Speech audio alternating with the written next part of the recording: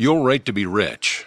It is your right to be rich. You are here to lead the abundant life and to be happy, radiant, and free. You should therefore have all the money you need to lead a full, happy, prosperous life. There is no virtue in poverty. The latter is a mental disease, and it should be abolished from the face of the earth. You are here to grow, expand, and unfold spiritually, mentally, and materially. You have the inalienable right to fully develop and express yourself along all lines. You should surround yourself with beauty and luxury. Why be satisfied with just enough to go around when you can enjoy the riches of the infinite? In this book, you will learn to make friends with money, and you will always have a surplus. Your desire to be rich is a desire for a fuller, happier, more wonderful life. It is a cosmic urge. It is good and very good. Begin to see money in its true significance as a symbol of exchange.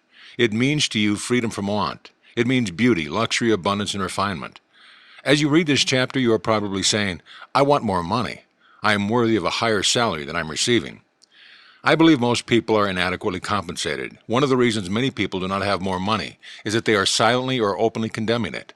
They refer to money as filthy lucre, or they believe that love of money is the root of all evil. Another reason they do not prosper is they have a sneaky subconscious feeling there is some virtue in poverty. This subconscious pattern may be due to early childhood training, superstition, or it could be based on a false interpretation of the scriptures. There is no virtue in poverty. It is a disease like any other mental disease. If you were physically ill, you would think there was something wrong with you. You would seek help, or do something about the condition at once. Likewise, if you do not have money constantly circulating in your life, there is something radically wrong with you. Money is only a symbol. It has taken many forms as a medium of exchange down through the centuries, such as salt, beads, trinkets of various kinds. In early times, man's wealth was determined by the number of sheep or oxen he had. It is much more convenient to write a check than to carry some sheep around with you to pay your bills. God does not want you to live in a hovel or to go hungry. God wants you to be happy, prosperous, and successful. God is always successful in his undertakings, whether he makes a star or a cosmos. You may wish to take a trip around the world, study art in a foreign country, go to college, or send your children to a superior school. You certainly wish to bring up your children in lovely surroundings, so that they might learn to appreciate beauty, order, symmetry, and proportion. You were born to succeed, to win, to conquer all difficulties, and have all your faculties fully developed. If there is financial lack in your life, do something about it. Get away immediately from all superstitious beliefs about money. Do not ever regard money as evil or filthy. If you do, you cause it to take wings and fly away from you. Remember that you lose what you condemn. Suppose, for example, you found gold, silver, lead, copper, or iron in the ground. Would you pronounce these things evil? God pronounced all things good. The evil comes from man's darkened understanding, from his unillumined mind, from his false interpretation of life, and his misuse of divine power. Uranium, lead, or some other metal could have been used as a medium of exchange. We use paper bills, checks, etc. Surely the piece of paper is not evil, neither is a check. Physicists and scientists know today that the only difference between one metal and another is the number and rate of motion of the electrons revolving around a central nucleus. They are now changing one metal into another through a bombardment of the atoms in a powerful cyclotron. Gold, under certain conditions, becomes mercury. It will only be a little while until gold, silver, and other metals will be made synthetically in a chemical laboratory. I cannot imagine seeing anything evil in electrons, neutrons, protons, and isotopes. The piece of paper in your pocket is composed of electrons and protons arranged differently. Their number and rate of motion is different. That is the only way the paper differs from the silver in your pocket. Some people will say, oh, people kill for money. They steal for money. It has been associated with countless crimes, but that does not make it evil. A man may give another $50 to kill someone. He has misused money in using it for a destructive purpose. You can use electricity to kill someone or to light the house. You can use water to quench the baby's thirst or to use it to drown the child. You can use fire to warm the child or burn it to death. Another illustration would be if you brought some earth from your garden and put it in your coffee cup for breakfast. That would be your evil, yet the earth is not evil. Neither is the coffee. The earth is misplaced. It belongs in your garden. Similarly, if a needle were stuck in your thumb, it would be your evil. The needle or pin belongs in a pincushion, not in your thumb. We know the forces of the elements of nature are not evil. It depends on our use of them, whether they bless or hurt us. A man said to me one time, I am broke. I do not like money. It is the root of all evil. Love of money to the exclusion of everything else will cause you to become lopsided and unbalanced. You are here to use your power or authority wisely. Some men crave power, others crave money. If you set your heart on money and say, that is all I want, I'm going to give all my attention to amassing money. Nothing else matters. You can get money and attain a fortune, but you have forgotten that you are here to lead a balanced life. Man does not live by bread alone. For example, if you belong to some cult or religious group and become fanatical about it, excluding yourself from your friends, society, and social activities, you will become unbalanced, inhibited, and frustrated. Nature insists on a balance. If all your time is devoted to external things and possessions, you will find yourself hungry for peace of mind, harmony, love, joy, or perfect health. You will find that you cannot buy anything that is real. You can amass a fortune or have millions of dollars. This is not evil or bad. Love of money to the exclusion of everything else results in frustration, disappointment, and disillusionment. In that sense, it is the root of your evil. By making money your sole aim, you simply made a wrong choice. You thought that it was all you wanted, but you found after all your efforts that it was not only the money you needed. What you really desired was true place, peace of mind, and abundance. You could have the millions of millions if you wanted them, and still have peace of mind, harmony, perfect health, and divine expression. Everyone wants enough money, and not just enough money to go around. He wants abundance and to spare. He should have it. The urges, desires, and impulses we have for food, clothing, homes, better means of transportation, expression, procreation, and abundance are all God-given, divine, and good. But we may misdirect these impulses, desires, and urges, resulting in evil or negative experiences in our lives. Man does not have an evil nature. There is no evil nature in you. It is God, the universal wisdom, or life-seeking expression through you. For example, a boy wants to go to college, but he does not have enough money. He sees other boys in the neighborhood going off to college and university. His desire increases. He says to himself, I want an education too. Such a youth may steal or embezzle money for the purpose of going to college. The desire to go to college was basically and fundamentally good. He misdirected that desire or urge by violating the laws of society, the cosmic law of harmony, or the golden rule. Then he finds himself in trouble. However, if this boy knew the laws of mind and his unqualified capacity through the use of the spiritual power to go to college, he would be free and not in jail. Who put him in jail? He placed himself there. The policeman who locked him up in prison was an instrument of the man-made laws which he violated. He first imprisoned himself in his mind by stealing and hurting himself. Fear and a guilt consciousness followed. There is the prison of the mind, followed by the prison walls made of bricks and stones. Money is a symbol of God's opulence, beauty, refinement, and abundance, and it should be used wisely, judiciously, and constructively to bless humanity in countless ways. It is merely a symbol of the economic health of the nation. When your blood is circulating freely, you are healthy.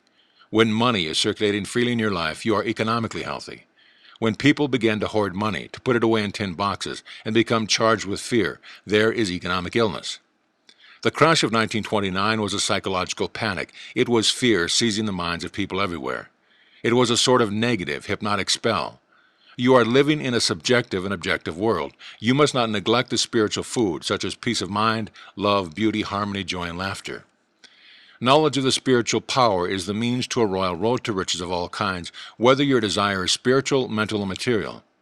The student of the laws of mind or the student of the spiritual principle believes and knows absolutely that regardless of the economic situation, stock market fluctuations, depression, strikes, war, or other conditions and circumstance, he will always be amply supplied regardless of what form money may take.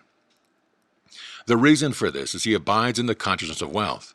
The student has convinced himself in his mind that wealth is forever flowing freely in his life, and there is always a divine surplus. Should there be a war tomorrow and all the students present holding become valueless, as the German marks did after the First World War, he would still attract wealth and be cared for, regardless of the form of the new currency took. Wealth is a state of consciousness. It is a mind conditioned to divine supply forever flowing. The scientific thinker looks at money or wealth like the tide. That is, it goes out, but it always comes back. The tide never fails, neither will man supply when he trusts a tireless, changeless, immortal presence which is omnipresent and flowing ceaselessly. The man who knows the workings of the subconscious mind is never, therefore, worried about the economic situation, stock market panics, devaluation, or inflation or currency, since he abides in the consciousness of God's eternal supply. Such a man is always supplied and watched over by an overshadowing presence. Behold the birds of the air, for they sow not, neither do they reap, nor gather in barns, yet your heavenly Father feedeth them. Are you not much better than they? As you consciously commune with the divine presence, claiming and knowing that it leads and guides you in all your ways, that it is a lamp unto your feet and a light on your path, You will be divinely prospered and sustained beyond your wildest dreams. Here's a simple way for you to impress your subconscious mind with the idea of constant supply or wealth. Quiet the wheels of your mind, relax, let go, immobilize the attention, get into a sleepy, drowsy, meditative state of mind. This reduces effort to the minimum. Then in a quiet, relaxed, passive way, reflect on the following simple truth. Ask yourself, where do ideas come from? Where does wealth come from? Where did you come from? Where did your brain and mind come from? You will be led back to the one source. You find yourself on a spiritual working basis now. It will no longer insult your intelligence to realize that wealth is a state of mind. Take this little phrase, repeat it slowly 4 or 5 minutes, 3 or 4 times a day quietly to yourself, particularly before you go to sleep. Money is forever circulating freely in my life, and there is always a divine surplus.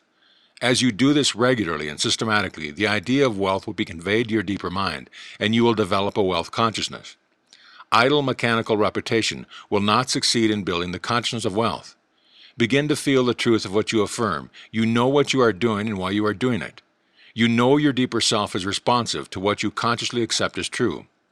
In the beginning, people who are in financial difficulties do not get results with such affirmations as, I am wealthy, I am prosperous, I am successful.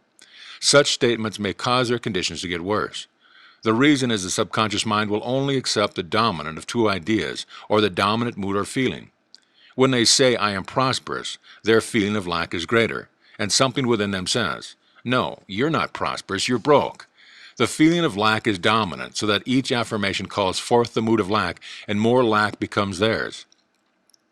The way to overcome this for beginners is to affirm what the conscious and subconscious mind will agree upon. Then there will be no contradiction. Our subconscious mind accepts our beliefs, feelings, convictions, and what we consciously accept is true. A man could engage the cooperation of his subconscious mind by saying, I am prospering every day. I am growing in wealth and in wisdom every day. Every day my wealth is multiplying. I am advancing, growing, and moving forward financially. These and similar statements would not create any conflict in the mind. For instance, if a salesman has only 10 cents in his pocket, he could easily agree that he could have more tomorrow if he sold a pair of shoes tomorrow. There is nothing within him which says his sales could not increase. He could use statements such as, my sales are increasing every day. I am advancing and moving forward. He would find these would be sound psychologically and acceptable to his mind, and they would produce desirable fruit. The spiritually advanced student who quickly, knowingly, and feelingly says, I am prosperous, I am successful, I am wealthy, gets wonderful results also. Why would this be true when they think, feel, or say, I am prosperous? They mean God is all supply or infinite riches, and what is true of God is true of them. When they say, I am wealthy, they know God is infinite supply, the inexhaustible treasure house, and what is true of God is therefore true of them, for God is within them. Many men get wonderful results by dwelling on 3 abstract ideas such as health, wealth, and success. Health is a divine reality or quality of God. Wealth is of God. It is eternal and endless. Success is of God. God is always successful in all his undertaking. The way they produce remarkable results is to stand before a mirror as they shave and repeat for 5 or 10 minutes. Health, wealth, and success. They do not say, I am healthy or I am successful. They create no opposition in their minds. They are quiet and relaxed, thus the mind is receptive and passive. Then they repeat these words. Amazing results follow. All they are doing is identifying with truth that are eternal, changeless, and timeless. You can develop a wealth consciousness, put the principles enunciated and elaborated on in this book to practice, and your desert will rejoice and blossom as the rose. I worked with a young boy in Australia many years ago who wanted to become a physician and surgeon, but he had no money, nor had he graduated from high school. For expenses, he used to clean doctors' offices, wash windows, and do odd jobs. He told me that every night as he went to sleep, he used to see a diploma on his wall with his name in big, bold letters. He used to clean and shine the diplomas in the medical building where he worked. It was not hard for him to engrave the diploma in his mind and develop it there. I do not know how long he continued this imagining, but it must have been for some months. Results followed as he persisted. One of the doctors took a great liking to this young boy, and after training him in the art of sterilizing instruments, giving hypodermic injections, and other miscellaneous first aid work, he became a technical assistant in his office. The doctor sent him to high school and also to college at his own expense. Today this man is a prominent doctor in Montreal, Canada. He had a dream, a clear image in his mind. His wealth was in his mind. Wealth is your idea, desire, talent, urge for service, capacity to give to mankind, your ability for usefulness to society, and your love for humanity in general. This young boy operated a great law unconsciously. Thomas Troward said, "Having seen the end, you have willed the means to the realization of the end." The end in this boy's case was to be a physician. To imagine, see, and feel the reality of being a doctor now, to live with that idea, sustain it, nourish it, and to love it until through this imagination is penetrated the layers of the subconscious mind, become a conviction, and pave the way to the fulfillment of your dreams. He could have said, "I have no education. I do not know the right people. I am too old to go to school now. I have no money. It would take years, and I am not intelligent." He would then be beaten before he started.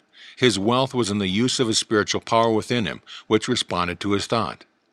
The means or the way in which our power is answered is always hidden from us, except that occasionally we may intuitively perceive a part of the process. My ways are past finding out. The ways are not known. The only thing man has to do is to imagine and accept the end in his mind and leave its unfoldment to the subjective wisdom within. Oftentimes the question is asked, what should I do after meditating on the end and accepting my desire in consciousness? The answer is simple. You will be compelled to do whatever is necessary for the unfoldment of your ideal. The law of the subconscious is compulsion. The law of life is action and reaction. What we do is the automatic response to our inner movements of the mind, inner feeling and conviction. A few months ago, as I went to sleep, I imagined I was reading one of my most popular books, Magic of Faith, in French. I began to realize and imagine this book going into an all-French-speaking nation. For several weeks I did this every night, falling asleep with the imaginary French edition of Magic of Faith in my hands. Just before Christmas in 1954, I received a letter from a leading publisher in Paris, France, enclosing a contract drawn up, asking me to sign it, giving him permission to publish and promote abroad to all French-speaking countries the French edition of Magic of Faith. You might ask me, what did I do about the publishing of this book after prayer? I would have to say nothing. The subjective wisdom took over and brought it to pass in its own way, which was a far better way than any method I could consciously devise. All of our external movements, motions, and actions follow the inner movements of the mind. Inner action precedes all outer action. Whatever steps you take physically or what you seem to do objectively will all be a part of a pattern which you are compelled to fulfill. Accepting the end wills the means to the realization of the end. Believe that you have it now and you shall receive it. We must cease denying our good, realize that the only thing that keeps us from the riches that lie all around us is our mental attitude, or the way we look at God, life, and the world in general. Know, believe, and act on a positive assumption that there is no reason why you cannot have, be, and do whatever you wish to accomplish through the great laws of God. Your knowledge of how your mind works is your Savior and Redeemer. Thought and feeling are your destiny. You possess everything by right of consciousness. The consciousness of health produces health. The consciousness of wealth produces wealth. The world seems to deny or oppose what you pray for. Your senses sometimes mock and laugh at you. If you say to your friend that you are opening up a new business for yourself, he may proceed to give you all the reasons why you are bound to fail. If you are susceptible to his hypnotic spell, he may instill fear of failure in your mind.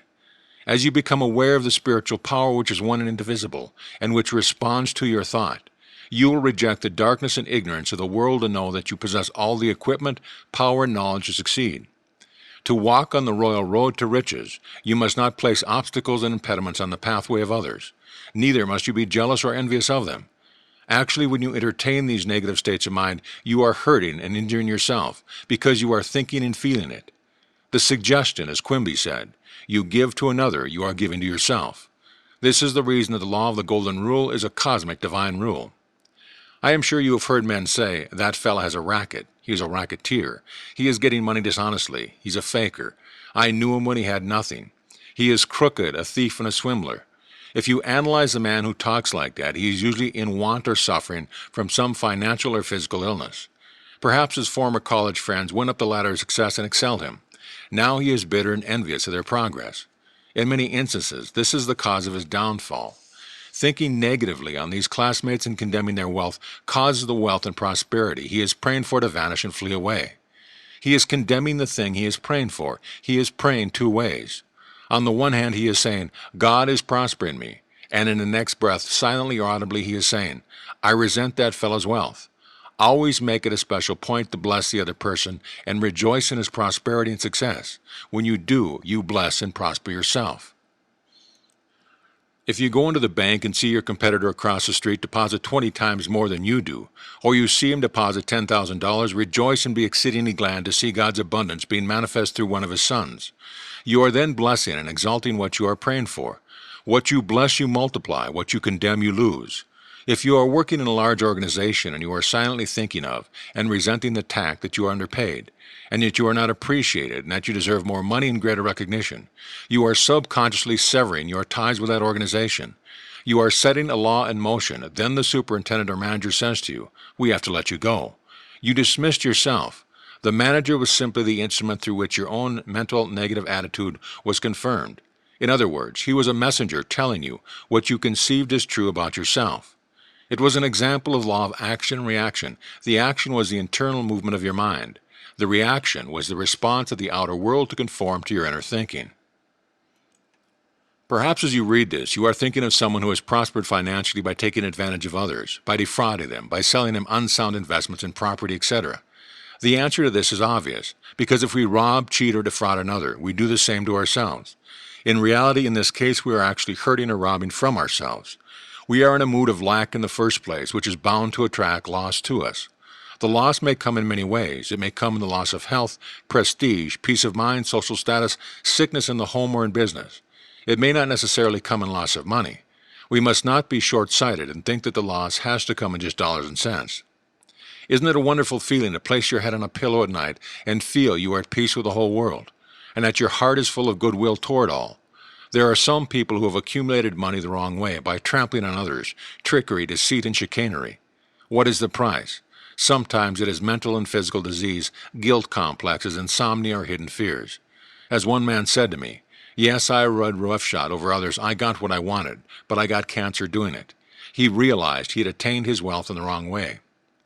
You can be wealthy and prosperous without hurting anyone. Many men are constantly robbing themselves. They steal from themselves peace of mind, health, joy, inspiration, happiness, and the laughter of God. They may say that they have never stolen, but is it true? Every time we resent another or are jealous or envious of another's wealth or success, we are stealing from ourselves. These are the thieves and robbers which Jesus cast out of the temple. Likewise, you must cast them out incisively and decisively. Do not let them live in your mind. Cut their heads off with the fire of right thought and feeling. I remember in the early days of the war reading about a woman in Brooklyn, New York, who went around from store to store buying up all the coffee she could. She knew it was going to be rationed. She was full of fear that there would not be enough for her. She bought as much as she could and stored it in her cellar. That evening she went to church services. When she came home, burglars had broken down the door, stolen not only the coffee, but silverware, money, jewelry, and other things. This good woman said what they all say. "Why did this happen to me when I was at church? I never stole from anyone." Is it true? Was she not in the consciousness of lack and fear when she began to hoard supplies of coffee? Her mood and fear of lack were sufficient to bring about loss in her home and possession. She did not have to put her hand on the cash register or rob a bank. Her fear of lack produced lack.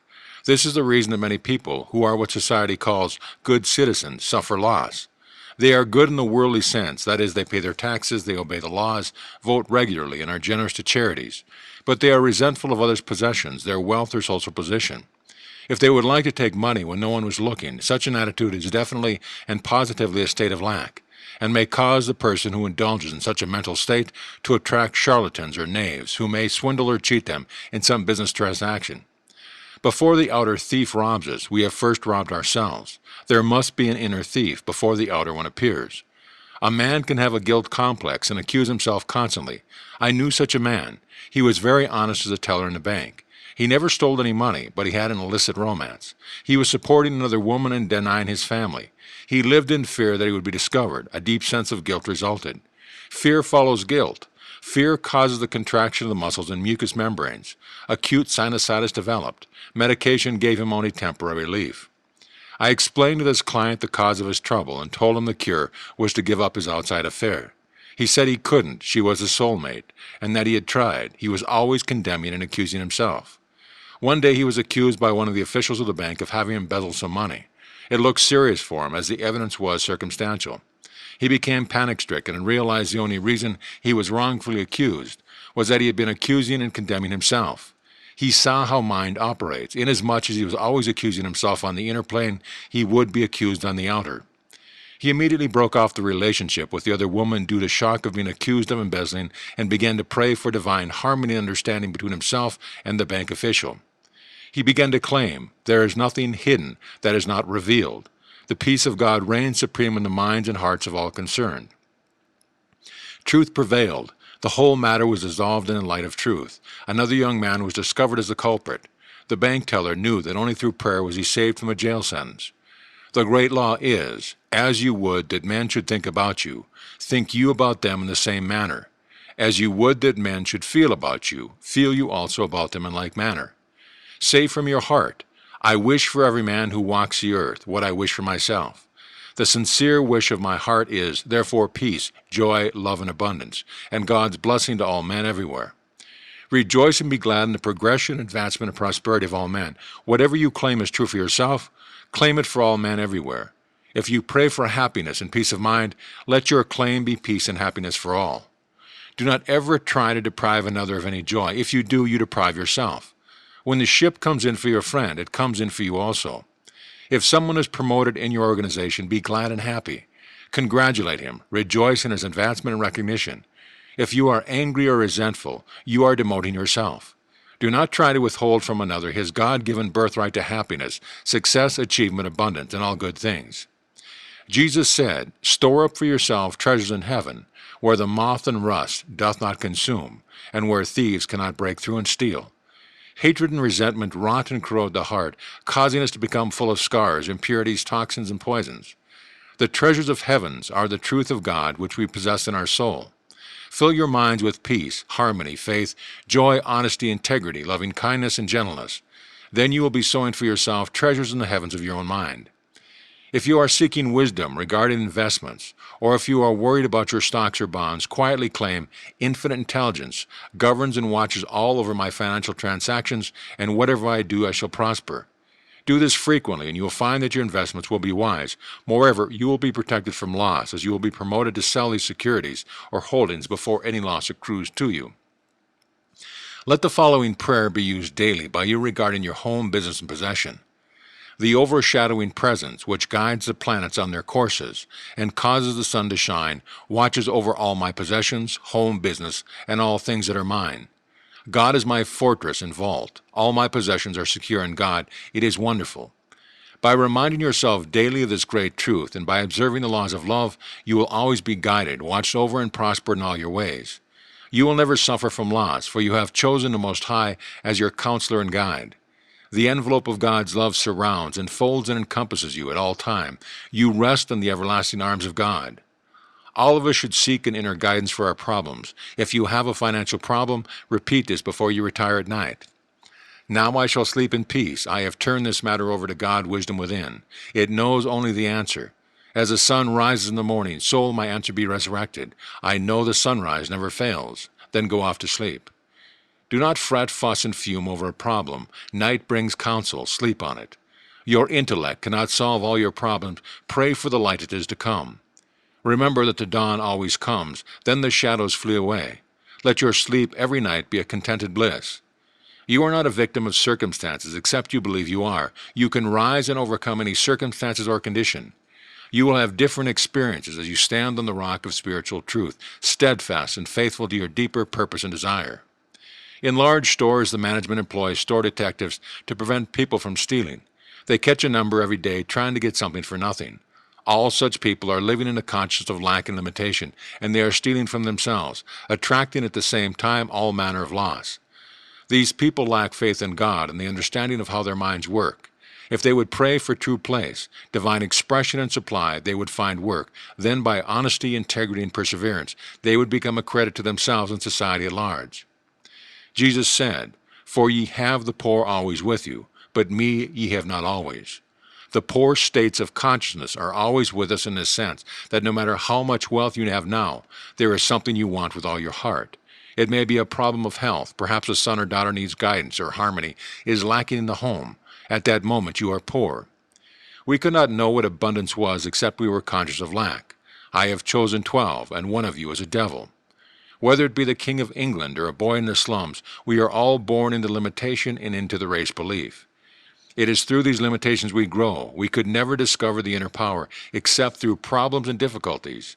These are our poor states, which prod us into seeking a solution.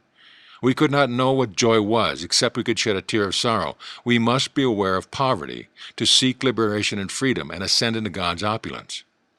The poor states, such as fear, ignorance, worry, lack, and pain, are not bad when they cause you to seek the opposite.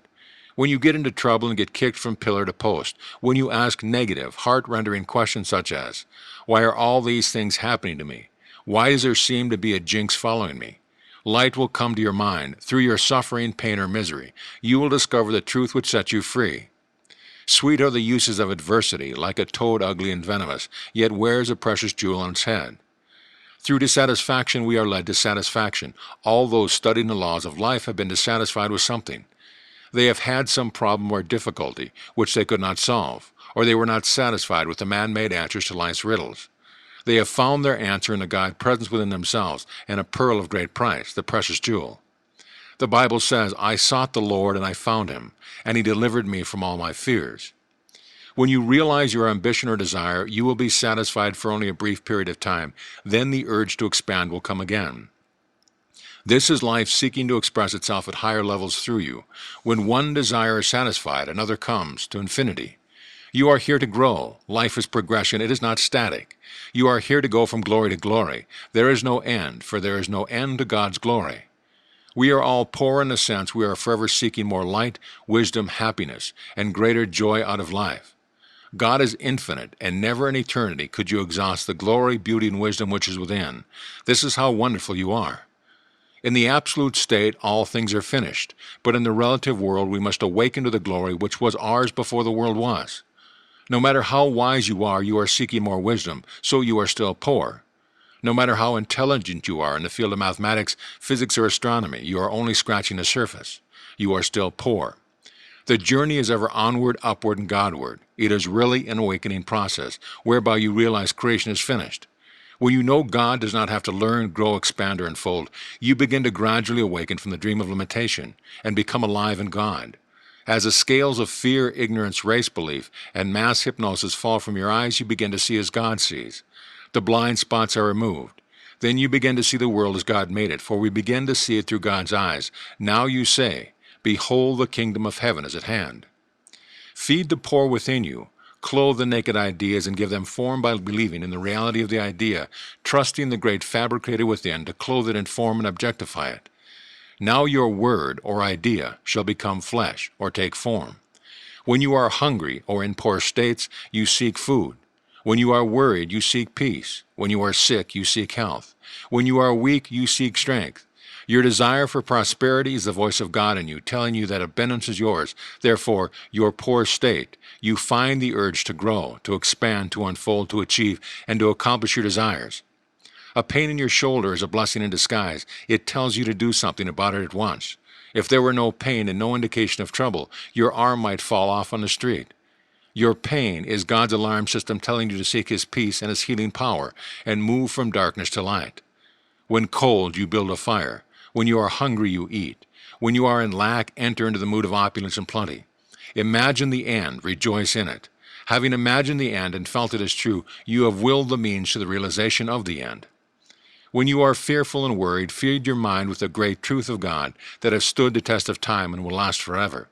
You can receive comfort by meditating on the great psalm. For example, "The Lord is my shepherd, I shall not want. God is my refuge, my salvation, whom shall I fear?